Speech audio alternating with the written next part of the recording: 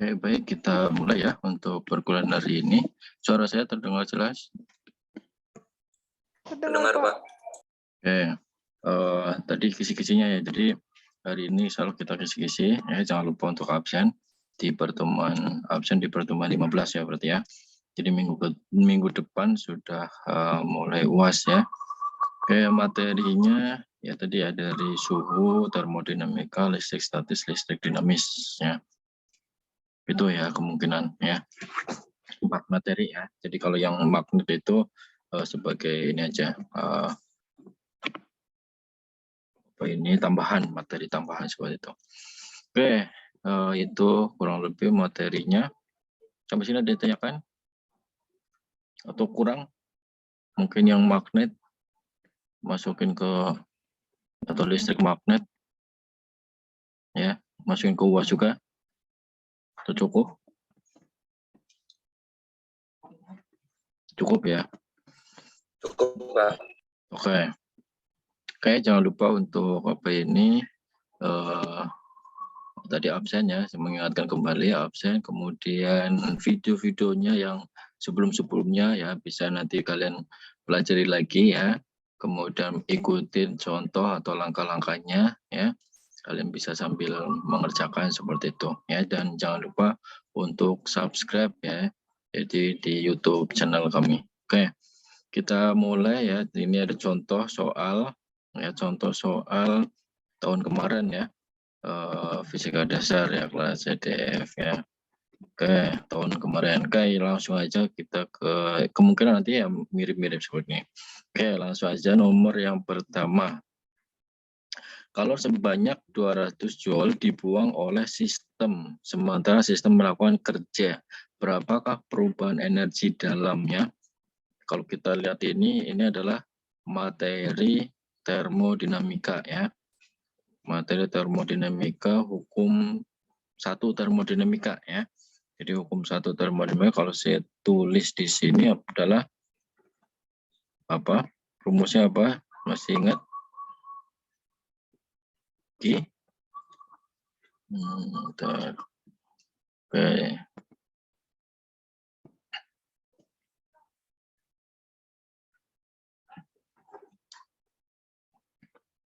Rumusnya adalah Q sama dengan delta U plus W gitu kan ya. Kayak ini yang ditanyakan adalah perubahan energi. Perubahan energi berarti ini ya, perubahan energinya. Oke, berarti kita rubah, berarti delta U sama dengan Q minus W. Ya, tadi minus plusnya, yang ada minus plusnya itu ini ya, kalor Q sama W ya. Oke, sama dengan, terlihat ininya, coret-coretannya terlihat tidak? Halo? Terlihat, Pak. Oke, terlihat ya. Oke, delta Q-nya, jadi Q berarti kalor.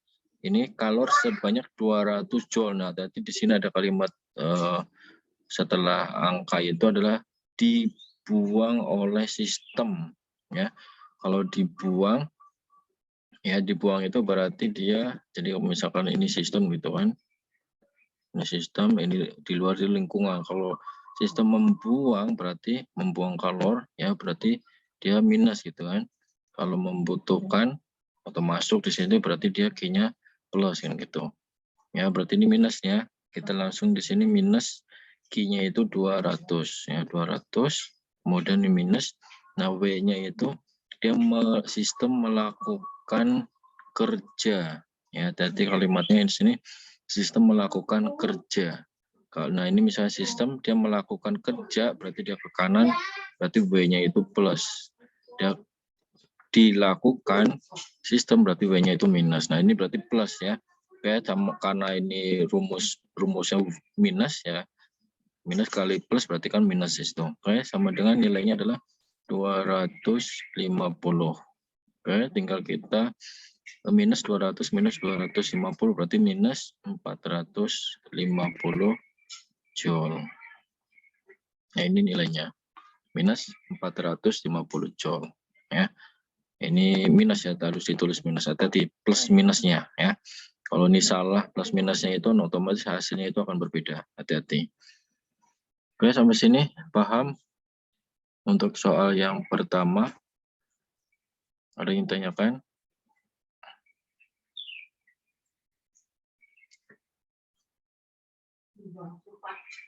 Paham berarti ya, kalau tidak ada yang ditanyakan.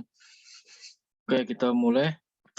Soal nomor kedua, sebuah pemanas listrik beroperasi 5 jam sehari. Ya, 5 jam sebentar.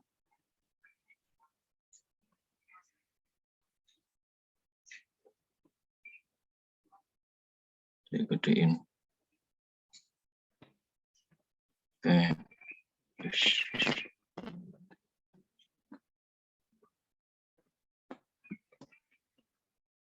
Oke, terlihat ya.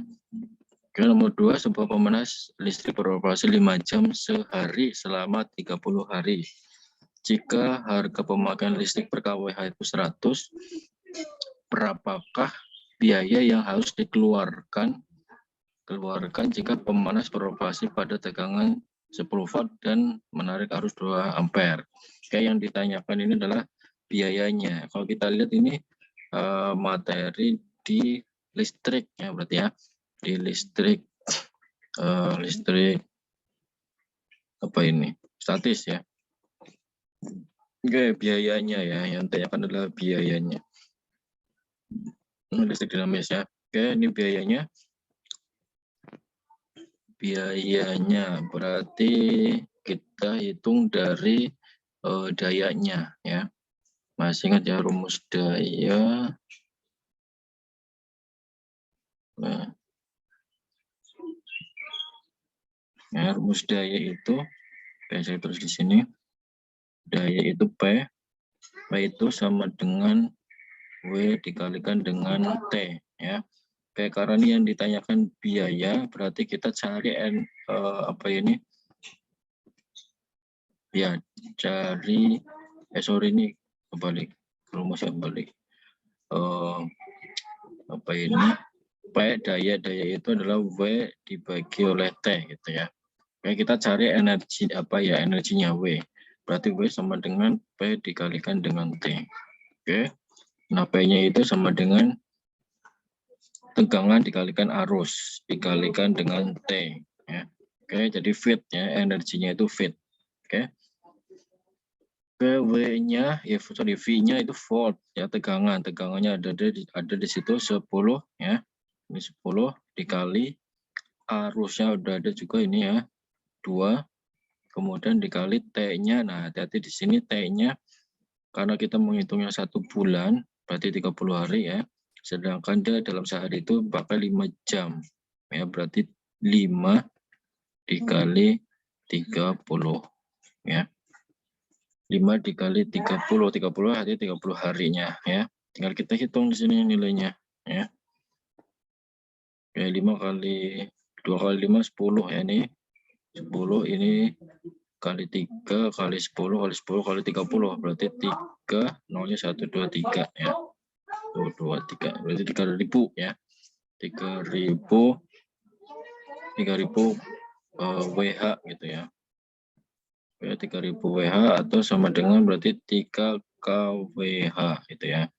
Oke, kalau kita lihat di sini, nah untuk menghitung ini energinya, nah untuk menghitung biayanya tinggal di sini pemakaian harganya ya, harga per kWh-nya itu adalah 100 ya. Berarti tinggal kalikan aja 3 per kWh ya. 3 kali 100.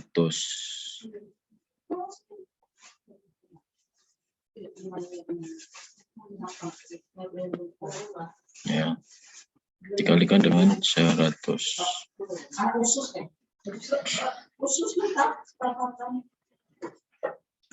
Gitu ya, gampang ya untuk menghitung biayanya. Jadi ini adalah nilai biayanya.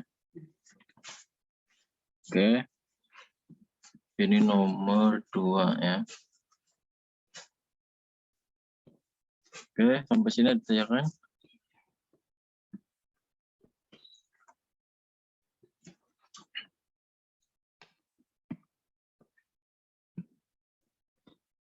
Kalau ada yang ditanyakan? Tidak, Pak. Paham ya berarti ya? Insya Allah ya, insya Allah paham ya.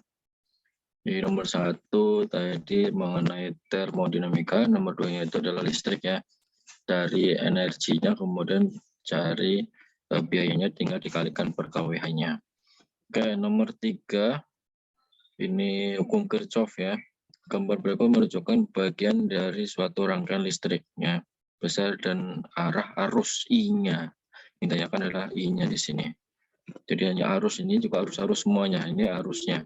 Jadi menggunakan hukum Kirchhoff. Masih ingat ya kemarin? Jadi bentar.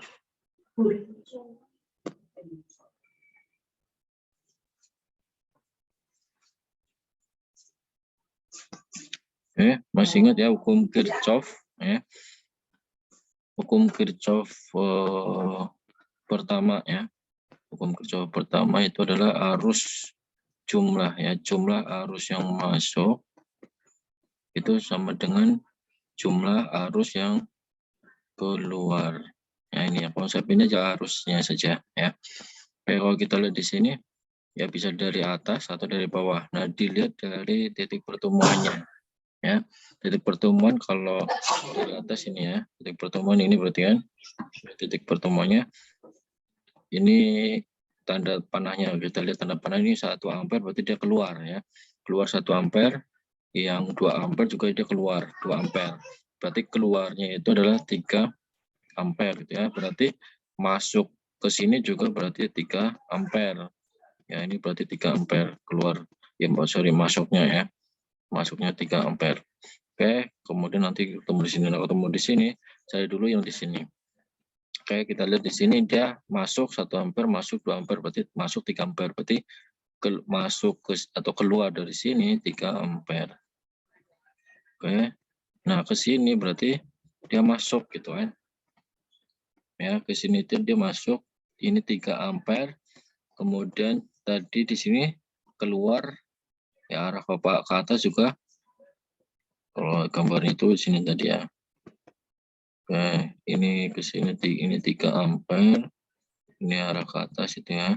Tanda panahnya juga dia ke atas 3 ampere. Nah, kalau lihat di sini perpotongan di sini ya. Ini masuk berarti 3 ampere, keluar 3 ampere berarti habis ya. Artinya tidak ada yang masuk lagi berarti dia 0 ya. Intinya tidak ada yang masuk lagi. Nah, kemudian di sini ada pertemuan lagi ke bawah 4 ampere. Kemudian dia ke sini. Kalau kita lihat di sini 4 ampere dia masuk ya, ke titik ini dia masuk 4 ampere ya. Masuk 4 ampere ini 0, artinya nggak ada masuk, nggak ada yang keluar. Berarti arah ke sini 4 ampere ya, 4 ampere. Kemudian ke titik ini ya, ini ada 2 ampere ya, 2 ampere dia masuk ya. Berarti 2 ampere apa ini masuk, 4 ampere juga masuk, berarti 6 ampere ya, masuk 6 ampere, berarti keluarnya berarti 6 ampere. Nah, ini adalah I-nya ya, 6 ampere. Bisa ya? Jadi intinya hanya arus masuk sama dengan jumlah arus keluar. Intinya itu. Oke. Ini hukum Kirchhoff yang pertama. Ya, kalau hukum yang Kirchhoff yang kedua agak rumit, panjang gitu ya. Tapi sudah saya contohkan yang di materi, yang tinggal kalian buka lagi ya. Siapa tuh itu nanti yang keluar untuk hukum Kirchhoff yang kedua ya. Jadi tolong dilihat lagi video yang sudah saya share di LMS. Oke, sampai sini aja kan. Jadi soalnya itu seperti ini, pilihan apa ini IC ya, bukan pilihan ganda. Ya kalau di UAS itu kan pilihan ganda ya. Coba saya variasikan untuk yang UAS itu apa ini ke IC seperti itu. Karena pilihan ganda ternyata banyak yang salah gitu. Ya mungkin karena nilainya hampir mirip gitu ya, mungkin bisa juga kalian salah lihat gitu ya, jawabannya seharusnya A, kamu jawab B gitu, mungkin mirip-mirip antara A dan B-nya. Oke, nah kalau untuk isi artinya kalau kalian mencoret-coret misalkan rumus-rumus unitnya artinya ada nilainya ya, yang ditahu sama dengan Q minus W ya, ini kan betul ya, artinya ada nilainya seperti itu. Oke, sampai sini ada ya, Queen?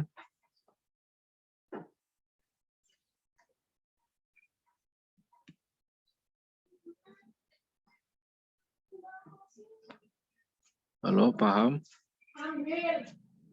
Paham tidak untuk soal-soalnya ini? Ini contoh soal. Insya Allah paham, Pak. Oke, siap. Jangan lupa paham ya. Jadi kurang lebih seperti ini ya materinya. Jadi mudah-mudahan ini bisa nanti kalian coba pelajari kembali ya, atau mungkin bisa dilihat juga videonya ya. Kurang lebih seperti ini nanti sama video-video yang sebelumnya itu akan lebih melengkapinya. Artinya saya juga sudah membahas contoh-contoh soal dan saya bahas gitu ya.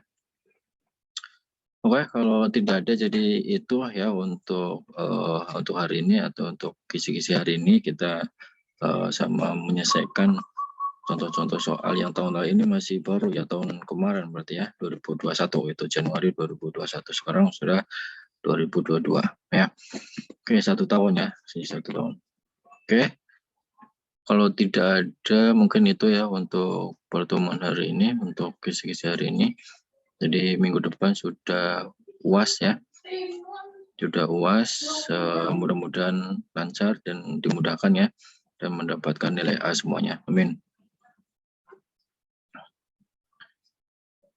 Oke, itu saya mengingatkan kembali jangan lupa untuk absen dan jangan lupa ini saya rekam ya, nanti saya share juga ke LMS atau ke YouTube ya.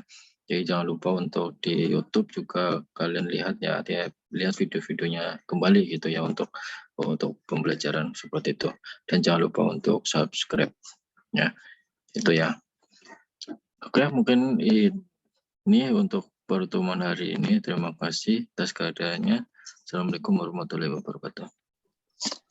Waalaikumsalam warahmatullahi wabarakatuh. Terima kasih, Pak. Terima kasih, Pak. Terima kasih, Pak. Oke, siap.